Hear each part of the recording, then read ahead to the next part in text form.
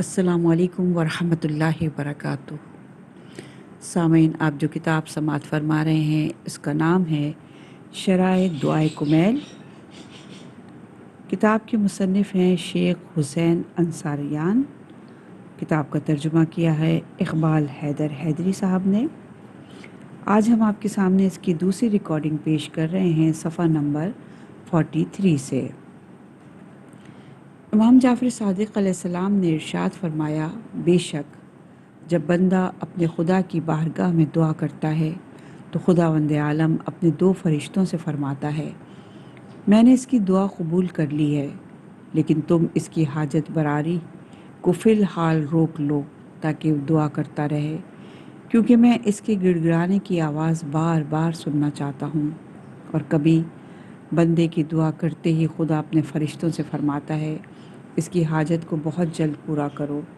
کیونکہ مجھے اس کی آواز اچھی نہیں لگ رہی ہے۔ منصور سیقل کہتے ہیں کہ میں نے امام جعفر صادق علیہ السلام کی خدمت مبارک میں عرض کیا، کبھی کوئی شخص دعا کرتا ہے اور دعا کرتے ہی اس کی دعا قبول ہو جاتی ہے، اور کبھی ایک زمانے تک اس کی حاجت پوری نہیں ہوتی۔ تو امام علیہ السلام نے فرمایا، ہاں ایسا ہی ہے۔ تو میں نے عرض کیا، ایسا کیوں؟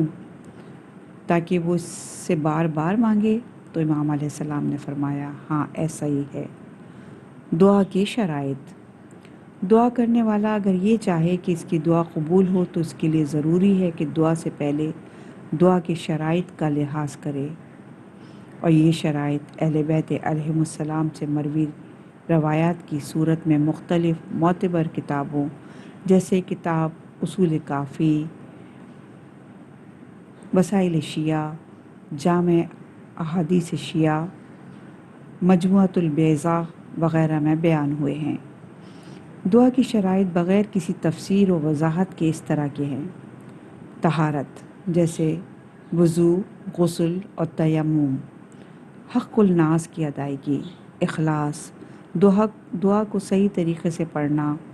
حلال روزی، صلہ رحم، دعا سے پہلے صدقہ دینا، خدا کی اطاعت کرنا، گناہوں سے پرہیز، اپنے عمل کی اصلاح، سحر کے وقت دعا، نماز وتر میں دعا، فجر صادق کے وقت، طلوع آفتاب کے وقت اللہ سے گڑ گڑا کر اپنی حاجت پوری ہونے کی دعا کرنا، بدھ کے روز ظہر اور عصر کی نماز کے درمیان دعا کرنا، دعا سے پہلے صلوات پڑھنا۔ شب جمعہ۔ اہل بیت عصمت و طہارت علیہم السلام کی روایات میں شب جمعہ کو دعا کا بہترین اور مناسب وقت قرار دیا، اور شب جمعہ کو عظمت کے لحاظ سے شب قدر کی طرح قرار دیا گیا ہے۔ بزرگ علماء کرام اہل بصیرت اور اولیاء اللہ کہتے ہیں، اگر ہو سکے تو تم لوگ شب جمعہ کو دعا، ذکر اور استغفار میں بسر کرو، اور اس کے انجام سے غفلت نہ کرو، کیونکہ اللہ تعالیٰ مومنین پر رحم و کرم کرتے ہوئے اعمال کے اجر میں اضافے کے لیے فرشتوں کو آسمان اول پر بھیجتا ہے تاکہ تمہاری نیکیوں میں اضافہ کرے اور تمہارے گناہوں کو مٹا دے۔ ایک معتبر حدیث میں امام جعفر صادق علیہ السلام سے نقل ہوا ہے، ہو سکتا ہے کہ کوئی مومن کسی چیز کے لیے دعا کرے اور خداوند عالم اس کی حاجت پوری کرنے میں دیر کرے، یہاں تک کہ جمعہ کا روز آ جائے اور اس دن اس کی حاجت پوری کی جائے۔ اسی طرح امام جعفر صادق علیہ السلام سے نقل ہوا کہ جس وقت برادران یوسف نے اپنے باپ سے یہ درخواست کی کہ وہ خدا کی بارگاہ میں ان کے گناہوں کی بخشش کی دعا فرمائیں، تو جناب یعقوب علیہ السلام نے فرمایا، میں عنقریب تم لوگوں کی مغفرت کے لیے خداوند عالم سے استغفار کروں گا، اور اس دعا اور طلب مغفرت کو شب جمعہ کی سحر تک روکے رکھا تاکہ ان کی دعا شب جمعہ کے سحر میں قبول ہو جائے۔ امام محمد باقر علیہ السلام نے ارشاد فرمایا، خداوند عالم ہر شب جمعہ اپنے فرشتوں کو حکم دیتا ہے کہ اے فرشتوں، اپنے رب اعلیٰ کی طرف سے شب جمعہ کی ابتدا سے آخر تک یہ آواز دیتے رہو کہ کوئی ایسا مومن بندہ ہے جو طلوع فجر سے پہلے پہلے دنیا اور آخرت کی حاجت کے لیے اپنے پروردگار کو پکارے تاکہ میں اس کی دعا قبول کروں۔ کیا کوئی ایسا مومن بندہ ہے جو طلوع فجر سے پہلے پہلے اپنے گناہوں کی توبہ کرے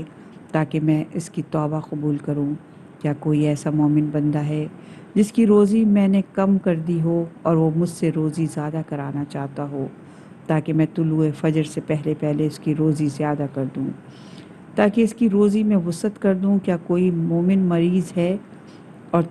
جو طلوع صبح سے پہلے پہلے مجھ سے صحت و سلامتی چاہتا ہے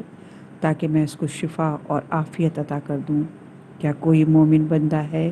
جو غمگین اور قیدی ہے اور وہ طلوع صبح سے پہلے پہلے مجھ سے زندان سے رہائی چاہے تاکہ میں اس کی دعا کو مستجاب کر لوں؟ کیا کوئی مظلوم مومن بندہ ہے جو طلوع صبح سے پہلے پہلے مجھ سے ظالم سے چھٹکارا پانے کی درخواست کرے کہ میں ظالم سے بدلہ لوں اور اس کا حق اس کو دلوا دوں؟ چنانچہ فرشتہ صبح تک اس طرح کی آواز لگاتا رہتا ہے۔ امام جعفر صادق علیہ السلام فرماتے ہیں کہ شب جمعہ گناہوں سے پرہیز کرو، کیونکہ اس شب میں گناہوں کی سزا کئی گنا ہو جاتی ہے، جیسے کہ نیکیوں کا ثواب بھی بڑھ جاتا ہے، اور جو شخص شب جمعہ میں معصیت خدا کو ترک کرے، خداوند عالم اس کے گزشتہ گناہوں کو اس شب کی برکت سے معاف کر دیتا ہے، اور کوئی شخص شب جمعہ علل اعلان گناہ کا مرتکب ہو تو خداوند عالم اس کی عمر کے برابر اس کو عذاب میں مبتلا کر دیتا ہے، اور شب جمعہ علل اعلان گناہ کرنے کا عذاب اس وجہ سے بڑھ جاتا ہے کیونکہ اس نے شب جمعہ کی حرمت کو پامال کیا ہے۔ سامعین، شب جمعہ کے لیے بہت سی دعائیں ذکر اور ورد بیان ہوئے ہیں، جن میں دعائے کمیل خاص اہمیت کی حامل ہے۔ کمیل ابن زیاد نخعی۔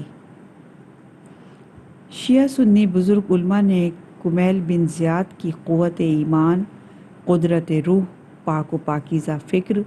خلوص نیت، اخلاق حسنہ اور بہترین اعمال سے آراستہ ہونے کے لحاظ سے تعریف و توصیف کی ہے۔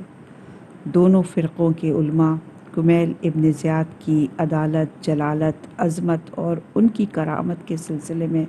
متفق ہیں۔ کمیل ابن زیاد امیر المومنین علیہ السلام اور امام حسن مجتبیٰ علیہ السلام کے خاص اصحاب میں سے تھے۔ امیر المومنین علیہ السلام نے کمیل ابن زیاد کو اپنے 10 قابل اطمینان اصحاب میں شمار کیا ہے۔ جناب کمیل ابن زیاد امیر المومنین علیہ السلام کے بہترین شیعہ، عاشق، محب اور دوست دار تھے۔ جو وصیتیں اور نصیحتیں امام علی علیہ السلام نے کمیل ابن زیاد کو فرمائی ہیں، وہ کمیل ابن زیاد کے بہترین ایمان اور معرفت پر دلالت کرتی ہیں۔ اہل سنت حضرات جو حق و عدالت اور انصاف و مروت سے دوری کی وجہ سے اہل بیت علیہ السلام کے چاہنے والوں کے سلسلے میں مثبت نظریہ نہیں رکھتے ہیں، لیکن پھر بھی کمیل ابن زیاد کو تمام امور میں مورد اطمینان قرار دیتے ہیں۔ عرفاء، صاحبان سیر و سلوک اور دیدار محبوب کے مشتاق افراد کمیل ابن زیاد کو امیر المومنین علیہ السلام کا ہمراز اور آپ کے معنوی معارف کا خزانہ سمجھتے ہیں۔ کمیل ابن زیاد نے پیغمبر اکرم صلی اللہ علیہ وآلہ وسلم کی حیات طیبہ میں 18 سالہ زندگی گزاری اور شمع رسالت کے نور سے بہرہ مند رہے۔ جناب کمیل ایک عظیم انسان اور طیب و طاہر وجود کے مالک تھے، جو اپنی لیاقت کی بنا پر حجاج بن یوسف ثقفی کے ہاتھوں شہادت کے عظیم درجے پر فائز ہوئے، جیسا کہ آپ کے محبوب امیر المومنین علیہ السلام نے ان کی شہادت کے بارے میں پیشن گوئی فرمائی تھی۔ جب خونخوار حجاج بن یوسف ظالم اموی حکمران کی طرف سے عراق کا گورنر بنایا گیا، اس وقت اس نے کمیل ابن زیاد کو تلاش کرنا شروع کر دیا تاکہ ان کو محبت اہل بیت علیہ السلام کے جرم میں اور شیعہ ہونے کے جرم میں، جو بڑا جرم تھا، قتل کرے۔ کمیل ابن زیاد حجاج کی نگاہوں سے چھپے ہوئے تھے،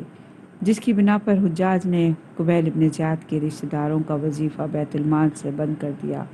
جس وقت جناب کمیل کو اس چیز کی خبر پہنچی کہ میرے رشتہ داروں کا وظیفہ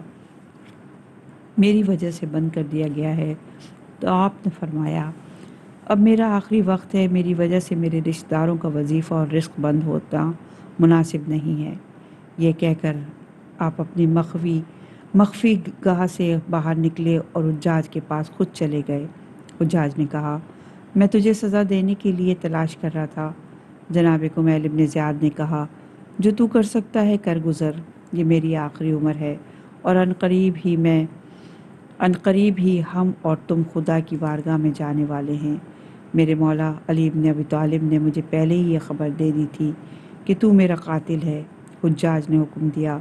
کہ کمیل ابن زیاد کا سر قلم کر دیا جائے۔ اس وقت مرد الہی اور نورانی شخصیت کی عمر 90 سال تھی۔ چنانچہ حجاج کے ہاتھوں آپ کی شہادت واقع ہو گئی اور آپ کا مرقد مطہر سویہ نامی علاقے میں ہے جو نجف اور کوفے کے درمیان ہے، جہاں ہر روز عام و خاص سینکڑوں افراد زیارت کے لیے جاتے ہیں۔ دعائے کمیل۔ عارفین عاشق اور عاشقین عارف،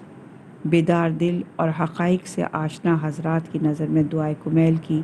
وہی اہمیت ہے جو تمام مخلوقات میں انسان کی ہے۔ جس طرح انسان کو اشرف المخلوقات شمار کیا جاتا ہے، اسی طرح دعائے کمیل کو اشرف الدعا شمار کیا جاتا ہے اور اس کو انسان العدیہ، دعاؤں کا انسان کہا جاتا ہے۔ علامہ کم نظیر، محقق خبیر اور محدث بصیر علامہ مجلسی نے اس دعا کو دوسری دعاؤں میں سب سے بہتر قرار دیا ہے۔ چنانچہ علامہ موصوف اپنی کتاب زاد المعاد میں سید ابن طاووس کی کتاب اقبال سے نقل کرتے ہوئے فرماتے ہیں، جناب کمیل نے فرمایا، ایک روز میں شہر بصرہ میں اپنے مولا اور آقا امام علی علیہ السلام کی خدمت بابرکت میں حاضر تھا۔ اس وقت 15 شعبان المعظم کے سلسلے میں گفتگو ہونے لگی۔ آپ نے فرمایا، جو شخص اس رات کو جاگ کر گزارے اور حضرت خضر علیہ السلام کی دعا پڑھے تو اس کی دعا ضرور قبول ہوگی۔ جس وقت آپ وہاں سے گھر تشریف لائے تو میں بھی آپ کے پیچھے پیچھے پہنچا۔ جب امام علی علیہ السلام نے مجھے دیکھا تو فرمایا، کیا کوئی کام ہے؟ میں نے عرض کیا، مولا دعائے حضرت خضر کی خاطر آپ کی خدمت میں آیا ہوں۔ آپ نے فرمایا، بیٹھ جاؤ۔ اس کے بعد آپ نے مجھ سے فرمایا، اے کمیل، جب اس دعا کو یاد کر لو تو اس کو ہر شب جمعہ یا مہینے میں ایک بار یا سال میں ایک بار یا کم از کم اپنی زندگی میں ایک بار ضرور پڑھ لینا۔ اس دعا کے پڑھنے سے دشمن کے شر سے محفوظ رہو گے اور تمہاری غیبی مدد ہوگی اور روزی زیادہ کر دی جائے گی اور تمہارے گناہ بخش دیے جائیں گے۔ اے کمیل، یاد رکھو، تمہارا ہمارے ساتھ زیادہ رہنا اور ہماری زیادہ تعریف کرنا اس بات کا سبب بنا کہ اس عظیم الشان دعا سے تمہیں سرفراز کروں۔ اور اس کے بعد آپ نے پوری دعا تلقین فرمائی۔ بامعرفت مناجات کرنے والے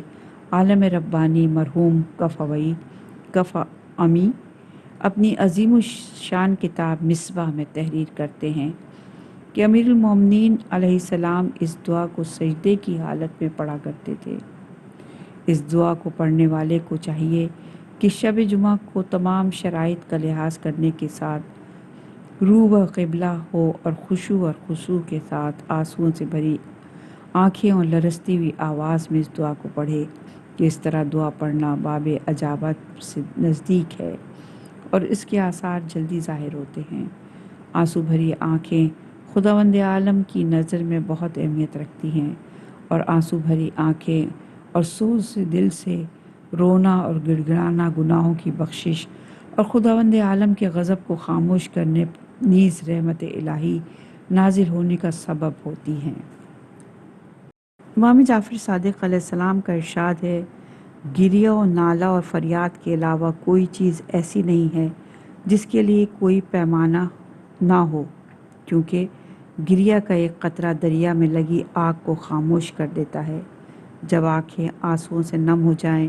جب چہرے پر ذلت و خواری کے آثار ظاہر ہوں اور جب انسان کی آنکھوں سے آنسو نکل پڑیں تو خداوند عالم اس پر آتش جہنم کو حرام کر دیتا ہے۔ بے شک اگر امت میں کوئی ایسا ایک بھی رونے والا موجود ہو تو تمام امت شامل رحمت الہی ہو جاتی ہے۔ اسی طرح امام جعفر صادق علیہ السلام کا یہ بھی ارشاد کہ قیامت کے دن 3 آنکھوں کے علاوہ سب آنکھیں گریاں کناہ نظر آئیں گی۔ نمبر 1، وہ آنکھ جو خدا کے حرام کردہ چیزوں کو نہ دیکھے۔ نمبر 2، وہ آنکھ جو راہ خدا میں جاگے۔ نمبر 3، وہ آنکھ جو راتوں کو خوف خدا سے روتی رہے۔ بسم اللہ الرحمن الرحیم۔ شروع کرتا ہوں اس اللہ کے نام سے جو رحمان اور رحیم ہے۔ دعائے شریف کمیل کا آغاز بے انتہا نورانی مرکز بسم اللہ الرحمن الرحیم سے ہونے کی چند دلیلیں ہو سکتی ہیں۔ امیر المومنین علی ابن ابی طالب علیہ السلام اور رسول خدا صلی اللہ علیہ وآلہ وسلم سے نقل کرتے ہیں کہ حضرت نے فرمایا، پروردگار عالم کا ارشاد ہے، ہر وہ اہم کام جو خدا کے نام سے شروع نہ کیا جائے وہ بے فائدہ ہے، یعنی وہ مقصد تک نہیں پہنچ سکتا۔ مرحوم طبرسی نے اپنی عظیم الشان کتاب مکارم الاخلاق میں امام موسیٰ کاظم علیہ السلام سے یہ روایت نقل کی ہے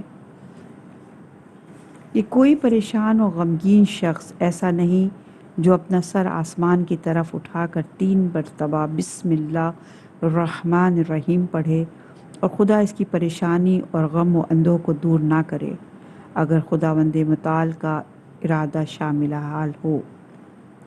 جس دعا کی ابتدا بسم اللہ الرحمن الرحیم سے کی جائے وہ بارگاہ الہی میں رد نہیں ہوگی۔ رسول خدا صلی اللہ علیہ وآلہ وسلم نے جہنم کے شعلوں کو 19 شمار کیا ہے اور فرمایا، جو شخص ان 19 شعلوں سے محفوظ رہنا چاہے اس کو ہمیشہ بسم اللہ الرحمن الرحیم کا ورد کرتے رہنا چاہیے، جس کے 19 حرف ہیں، تاکہ خداوند عالم اس کے ہر حرف کو جہنم کے ایک شعلے کے لیے صبر قرار دے۔ نیز رسول خدا صلی اللہ علیہ وآلہ وسلم سے روایت ہے کہ جب کوئی استاد اپنے شاگرد کو بسم اللہ الرحمن الرحیم کی تعلیم دے تو خداوند عالم اس بچے، اس کی ماں اور اس کے استاد کے لیے آتش جہنم سے نجات کا پروانہ لکھ دیتا ہے۔ اسی طرح پیغمبر اکرم صلی اللہ علیہ وآلہ وسلم سے روایت ہے کہ میری امت کو روز قیامت حساب و کتاب کے میدان میں روک لیا جائے گا اور ان کے اعمال کا حساب و کتاب کیا جائے گا اور ان کے اعمال کو ایک ترازو میں رکھا جائے گا۔ ان کی نیکیاں برائیوں پر بھاری ہیں۔ یہ دیکھ کر دوسری امتیں چلائیں گی کہ اس امت کی تھوڑی سی نیکیوں کی وجہ سے کیوں ان کا پلڑا بھاری ہے، تو اس وقت ان کے نبی جواب دیں گے، کیونکہ یہ امت اپنے ہر کام کا آغاز خداوند عالم کے 3 ناموں سے کیا کرتی تھی، اللہ، رحمان اور رحیم،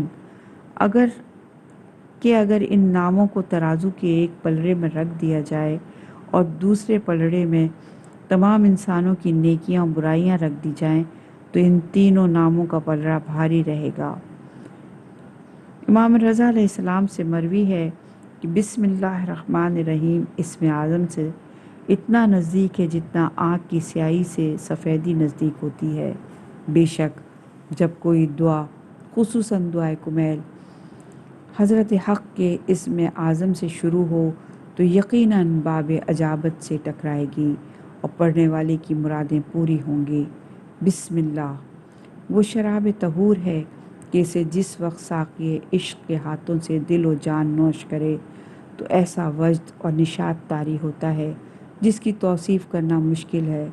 اور وہ معشوق کے عشق میں کھو جائے اور اپنے محبوب کے وصال کے لیے بغیر کسی خستگی اور تھکن کے راستے کو طے کرتا چلا جاتا ہے۔ بسم اللہ کے کچھ دلچسپ نکات۔ لفظ اسم علم صرف و نحو کے لحاظ سے سمو سے نکلا ہے، جس کے معنی رفعت، بلندی، بزرگی اور برتری کے ہیں۔ خداوند مہربان نے اپنے اس نورانی اور اثر بخش کلام میں لفظ اسم سے حرف با کو متصل کیا ہے تاکہ انسان اس لفظ کو جاری کرتے وقت یہ توجہ کرے کہ محبوب کے نام سے محبوب کی بارگاہ میں متوسل ہونا چاہتا ہے، اور اس محبوب سے متوسل ہونا صرف زبان سے اس کا نام لینا کافی نہیں ہے، بلکہ جب تک اپنے دل سے اخلاقی اور معنوی گندگی کو دور نہ کرے اور اپنی زبان کو بیہودہ باتوں نیز غیر خدا کے ذکر سے استغفار کے پانی سے پاک نہ کرے، اس وقت اپنے اندر محبوب سے متوسل ہونے اور اس کے جلوے کے نظارے کا امکان پیدا نہیں ہو سکتا۔ نیز اس اہم بات کی طرف بھی توجہ رہے کہ دل و جان کی طہارت، اخلاص نیت اور اپنی نیاز مندی اور حضرت حق کی بے نیازی کے اقرار کے بغیر خداوند منان کا نام زبان پر جاری رکھنا اس کی شان میں بے ادبی و گستاخی ہے۔ اگر 1000 بار بھی مشک و گلاب سے اپنا منہ دھو کر بھی تیرا نام لیا جائے تو بھی انتہائی بے ادبی ہے۔ خداوند متعال چونکہ مصدر پاکیزگی، طہارت اور تقدس ہے، اور یہ خاکی انسان بالکل بے ذات اور ہیج ہے، لہٰذا یہ ادنیٰ درجہ والا انسان بغیر کسی واسطے کے عزت و جلالت کی طرف عروج نہیں کر سکتا۔ اس لیے خداوند عالم نے بسم اللہ کو اپنے اور اس کے درمیان واسطہ قرار دیا،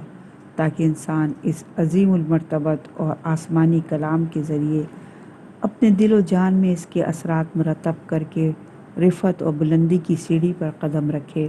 اور غیبی طور پر جمال اور جلال کا مشاہدہ کرنے کی صلاحیت کا راستہ ہموار کرے۔ ایک عارف، عاشق اور صاحب دل فرماتے ہیں، حرف بے حرکت اور سلوک کی ابتدا پر اشارہ کرتا ہے، اور حرف بے سے حرف سین تک معرفت کا ایک عظیم میدان ہے۔ حرف بے اور اسم کے درمیان سے لفظ اسم کے الف کا نہ پڑھا جانا اس بات کی طرف اشارہ ہے کہ جب تک اس راستے پر چلنے والے کی انانیت اور غرور نور توحید میں غرق نہ ہو جائے اور وہ اپنے کو دوست کی محبت کے عشق کی آگ میں نہ جلا دے، اس طرح کہ وہ تسلیم اور بندگی کا پتلا بن جائے، اس وقت تک یہ راز معرفت تک رسائی حاصل نہیں کر سکتا اور اس نورانی سلسلے میں میم بندگی تک نہیں پہنچ پائے گا۔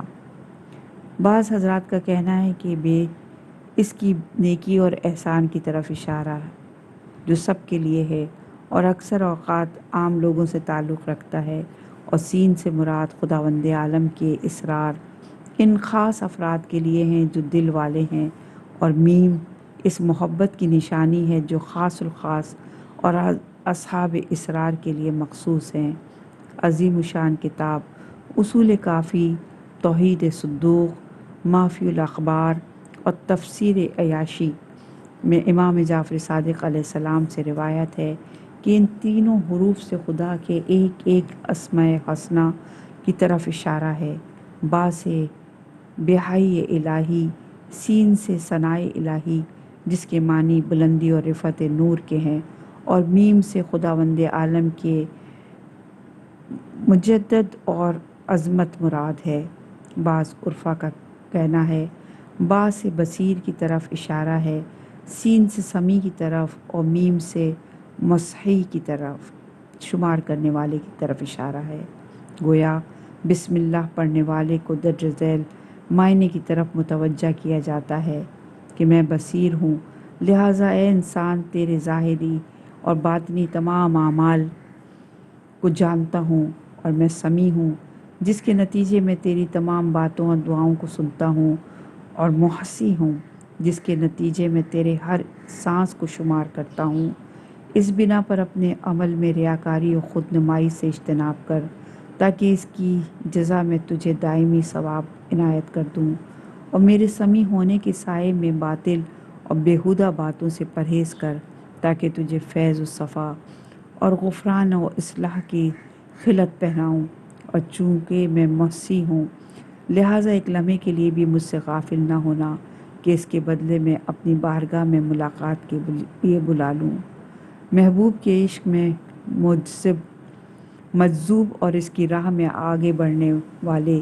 اس کی محبت میں چلنے والے۔ عرفا کہتے ہیں بسم اللہ کے آسمانی اور عرفانی معنی سے وہی شخص واقف ہو سکتا ہے جو محبوب خدا کی بلاؤں پر صبر کرے اور اپنے باطن کو صراط مستقیم پر قائم رکھے تاکہ میم کی نورانی فضا کو مشاہدہ کر سکے۔ لفظ مبارک اللہ اس ذات مقدس کا نام کامل اور اسم جامع ہے جس میں تمام صفات کمال و جمال اور جلال بھی سب ہی جمع ہیں۔ بعض علماء نے کلمہ اللہ کو 3 معنی پوشیدہ بتائے ہیں۔ نمبر 1 دائم ازلی، قائم ابدی اور ذات سرمدی۔ نمبر 2 وہم و خیال اور عقل اس کی معرفت میں حیران و سرگردہ ہیں اور روح و درک اس کی طلب میں پریشان و ناتواں ہیں۔ نمبر 3 خدا کی ذات تمام مخلوقات اور موجودات کے پلٹنے کی آخری منزل اور سب کا مرجع ہے۔ علماء عرفان نے کہا ہے کہ لفظ اللہ اسم اعظم ہے اور توحید کی بنیاد اسی پر ہے، اور یہی کلمہ اگر کافر اپنی زبان سے جاری کرے تو ایمان کے دائرے میں داخل ہو جاتا ہے، بشرطے کہ اس کا دل اس کی زبان کی تصدیق کرے۔ کافر اسی کلمے کے زبان پر لانے سے غفلت، کثافت اور وحشت کی دنیا سے نکل کر ہوشیاری، پاکیزگی اور محبت اور امن کی دنیا میں داخل ہو جاتا ہے۔ لیکن اگر کوئی کافر لا الہ الا اللہ کے بجائے لا الہ الا الرحمن کہے تو وہ اپنے کفر سے نہیں نکل سکتا اور اسلام کے دائرے میں داخل نہیں ہو سکتا۔ بندگان الہی کی فلاح و نجات اسی نورانی اور طیب و ظاہر کلمے کے زیر سایہ ہے۔ ذکر کرنے والوں کا کمال منقبت اسی شریف اور کمال اسم کی وجہ سے ہے۔ ہر کلام کی ابتدا اسی نام سے ہوتی ہے اور اس کا اختتام اسی کے اختتام میں ہے۔ رسالت کی بنیاد کا استحکام اسی نام سے ہے کہ محمد رسول اللہ، اور بنیادی ولایت کی پائیداری اسی کے ذریعے سے ہے جو علی ولی اللہ ہے۔ کلمہ اللہ کی ایک خاص بات یہ ہے کہ اگر اس کے شروع سے الف کو ہٹا دیا جائے تو للہ یعنی بچتا ہے، اگر اس کی شروع سے لام ہٹا دیا جائے تو لا باقی بچتا ہے، لہ الملک و لہ الحمد، اور اگر دوسرے لام کو بھی ہٹا دیا جائے تو ہو باقی بچتا ہے جو ذات حق پر دلالت رکھتا ہے، قل هو اللہ احد۔ لہٰذا جو نام اس قدر خصوصیت رکھتا ہو وہ اسم اعظم ہے۔ لفظ رحمان رحمت سے نکلا ہے، اور علماء صرف و نحو اور لغوی حضرات کے لحاظ سے یہ کلمہ مبالغے کا صیغہ ہے جو کثرت رحمت پر دلالت کرتا ہے، لیکن علماء اسلام اور الہیات کے ماہر علماء کے نزدیک رحمان کے معنی تمام موجودات اور مخلوقات پر عام رحمت کرنے والے کے ہیں، جس میں عبادت اور خدمت کو بھی نہیں دیکھا جاتا، یعنی چاہے کوئی عبادت خدا کرتا ہو یا نہ کرتا ہو، اس کی رحمت عام سب کو شامل ہوتی ہے۔ لیکن صاحبان کشف و یقین کے نزدیک رحمان کے معنی تمام ذرات کو اپنی قابلیت اور استعداد کے مطابق وجود اور کمالات سے نوازنا ہے، کیونکہ اگر یہ عطا نہ ہوتا تو نہ تو کوئی وجود ہوتا اور نہ کوئی کمال۔ بعض اہل بصیرت نے کہا ہے کہ رحمان کے معنی حضرت حق کا تمام موجودات کو خیر اور احسان پہنچانے کا ارادہ اور ان سے شرک کو دور کرنے کے ہیں۔ تمام ظاہری اور باطنی نعمتیں اس ذات حق کی رحمانیت کے جلوے ہی میں ہیں، جس کے بعض پہلو سورہ مبارکہ رحمان میں بیان ہوئے ہیں۔ لفظ رحیم علماء لغت کے نزدیک صفت مشبہ ہے اور ثبات اور دوام یعنی ہمیشگی پر دلالت کرتا ہے، یعنی وہ خدا جس کی رحمت اور مہربانی ہمیشگی اور ثابت ہے۔ اس سلسلے میں علماء اسلام نے کہا ہے خداوند عالم کی رحمت رحیمیہ رحیم ہونے کے لحاظ سے مومنین اور صاحبان یقین سے مخصوص ہے، کیونکہ ان افراد نے ہدایت کو قبول کیا ہے اور خداوند عالم کے حلال اور حرام کو مانا ہے اور اخلاق حسنہ سے مزین ہے، نیز اس کی نعمتوں پر شکر گزار ہیں۔ اسلامی کتب میں بیان ہوا ہے کہ خداوند عالم کی رحمت رحمانیہ کے معنی یہ ہیں کہ وہ تمام موجودات اور تمام انسانوں، چاہے وہ مومن ہو یا کافر، صالح ہو یا بدکار، کو روزی پہنچاتا ہے، اور رحمت رحیمیہ کے معنی نوع بشریت میں معنوی کمالات کا ودیعت فرمانا اور دنیا اور آخرت میں مومنین کی بخشش کرنا ہے۔ رحمانیت اور رحیمیت میں عافیت کے معنی درج ہیں، ایک دنیاوی اور عافیت اور دوسری اخروی عافیت، اور رحمت رحیمیہ صرف اطاعت گزاروں کے لیے ہے جن کی نیکیاں اور عبادات قبول ہیں، اور ان گناہ گاروں کے لیے بھی جو اہل ایمان ہیں، جن کی وجہ سے ان کے لیے بخشش اور برائی کو مٹانے کے اسباب ہیں۔ نیک افراد اپنی عبادتوں کے سبب رحمت کے منتظر رہتے ہیں، اور برے اور بدکار لوگ اپنی رضامندی، مفلسی، بیچارگی اور شرمندگی کی وجہ سے اس کے عطا کے امیدوار رہتے ہیں۔ ابن مبارک کہتے ہیں کہ رحمان اسے کہتے ہیں کہ اگر اس سے کوئی چیز طلب کی جائے تو وہ عطا کر دے، اور رحیم وہ ہے جس سے کوئی چیز طلب نہ کی جائے تو ناراض ہو جائے۔ ایک عارف نے فرمایا، خداوند عالم تمام جانداروں کو روزی دینے کی وجہ سے رحمان ہے اور صرف اہل ایمان کی برائیوں کو معاف کرنے میں رحیم ہے۔ روزی روٹی کے بارے میں خدا کی رحمانیت پر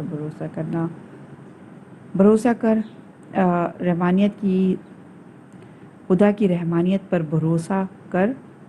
اپنے کاروبار اور تجارت پر نہیں، لیکن اپنے کاروبار اور تجارت کو بھی نہ چھوڑ دینا کہ ایسا کرنا عقل و شرع کے خلاف ہے، لیکن گناہوں کی بخشش کے لیے اس کی رحمیت پر بھروسہ کرنا، اپنے عمل پر نہیں لیکن اپنے عمل کو بھی ترک نہ کرنا، کیونکہ ایسا کرنا خداوند عالم کی مرضی کے خلاف ہے اور ایسا کرنے میں شیطان کی ہمراہی ہے۔ بعض علماء عرفان کا کہنا ہے کہ بندے کی 3 حالتیں ہوتی ہیں۔ نمبر 1، حالت عدم، جس میں وہ ہستی کا محتاج تھا۔ نمبر 2، عالم ہستی، جس میں وہ باقی رہنے کے اسباب کا محتاج تھا۔ نمبر 3، قیامت میں حاضر ہونے اور مغفرت کی ضرورت کی حالت،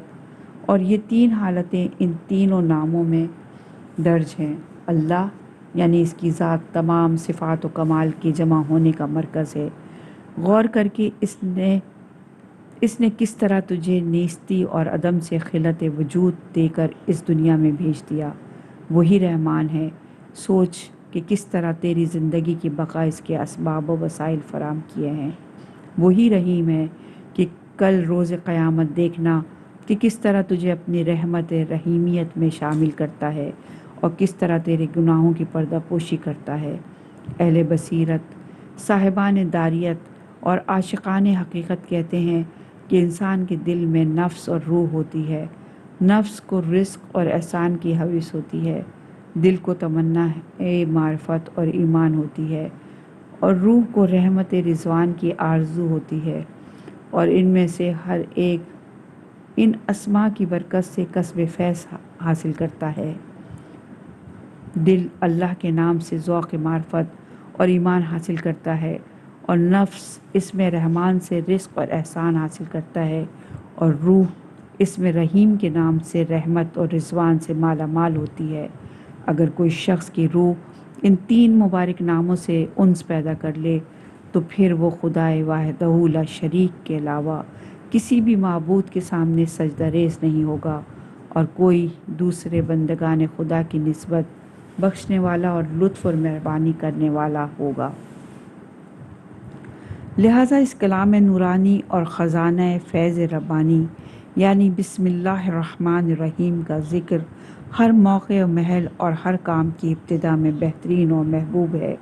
اور اس بسم اللہ کا پڑھنے والا اس کے معنی اور مفہوم پر توجہ اور خلوص نیت سے خداوند عالم سے توسل کرنا چاہتا ہے، اور روح کی پاکیزگی اور مادیت سے طہارت اور مشکلات کو دور کرنے کے لیے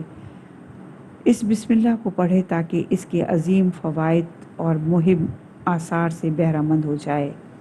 رسول خدا صلی اللہ علیہ وآلہ وسلم سے مروی ہے کہ جو شخص دن میں 10 مرتبہ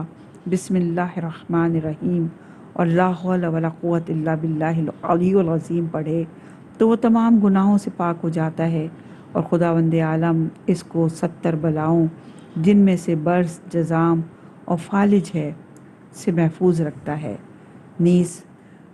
رسول اکرم صلی اللہ علیہ وآلہ وسلم سے مروی ہے کہ جو شخص بسم اللہ الرحمن الرحیم پڑھے تو حق تعالیٰ اس کے ہر بسم اللہ کے بدلے 4000 نیکیاں لکھ دیتا ہے اور 4000 برائیاں مٹا دیتا ہے۔ ایک روایت میں اس طرح بیان ہوا ہے کہ جو شخص کھانا کھانے سے پہلے بسم اللہ الرحمن الرحیم کہے تو اس کی برکت کی وجہ سے شیطان اور اس کا ساتھی نہیں ہوگا، لیکن اگر کوئی شخص بسم اللہ کہنا بھول جائے اور کھانا کھانا شروع کر دے تو شیطان اس کا رفیق بن جاتا ہے۔